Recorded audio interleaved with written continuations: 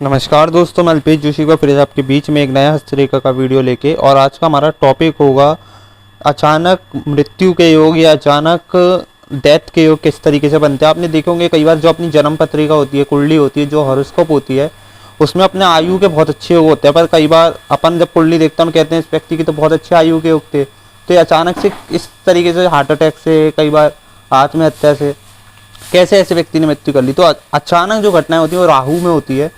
और मैं आपको बता दूं कि काल जो चल रहा है वो भी राहु का काल चल रहा है, तो राहु सबसे प्रबल है, इस बात को समझ लीजिए। तो अचानक अपने देश में अभी तक जितनी घटनाएं हो रही हैं वो अचानक से हो रही है। तो इसके संकेत हाथ में भी किस तरीके के मिलते हैं, देखिए मैंने आपको इससे पहले हैंड एनालिसिस किए थे, जब इरफान खान जी का, सुशांत सिंह राजपूत का, पुनीत राजकुमार जी का, तो उनके हाथ में भी आपने देखी होगी जीवन रेखा का साथ बहुत अच्छा था। मतलब अब कुंडली में आयु योग अच्छे हैं फॉर एग्जाम्पल, ठीक है, ऐसे आपके हाथ में जीवन रेखा प्रबल है, पर जीवन रेखा नहीं देखी जाती, और भी चिन्ह देखे जाते हैं हाथ में। और इससे पहले आपको बता दूं कि कुंडली में अष्टम भाव नहीं देखा जाता, कुंडली में बहुत सारी चीज़ें देखी जाती है जब आयु का निर्णय लिया जाता है।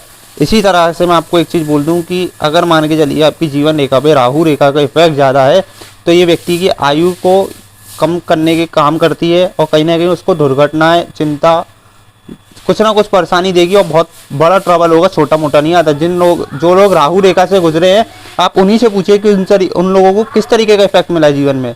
और अकेला राहु रेखा नहीं, इस पर कई बार डीप बन जाता है इस तरीके से, तो ये भी मृत्युजनक चिन्ह होता है एक तरीके से। जिस एज में बनना उधर आपको संकट आएगा। इस पर क्रॉस बन जाए, इस पर स्टार तो ठीक है, पर क्रॉस सबसे बेकार है, तिल सबसे बेकार है जीवन रेखा पे। जीवन रेखा आपकी ब्रेक होके थोड़ी हल्की हो जाए फिर गाढ़ी हो जाए, तो ये भी एक अच्छा चिन्ह नहीं है। फिर आपकी जीवन रेखा पतली हो बहुत ज़्यादा, वो भी अच्छी चीज़ नहीं है। तो बहुत सारी चीज़ें देखी जाती है। जीवन रेखा शुक्र पर्वत को कितना कवर कर रही है, कितना स्पेस दे रही है, वो भी डिपेंड करता है।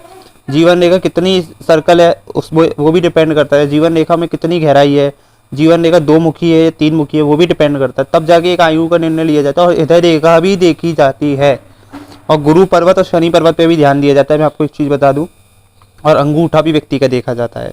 तो बहुत सारे चिन्ह होते हैं दोस्तों जो हम आयु की गणना करते हैं। और इस तरीके से अगर ब्रेक होके चले तो कहीं ना कहीं आपको संकट आएगा। और आप देखेंगे कि अगर इस तरीके से किसी व्यक्ति की जीवन रेखा को राहु रेखा ने कट किया, तो उनसे पूछिए अचानक, कई बार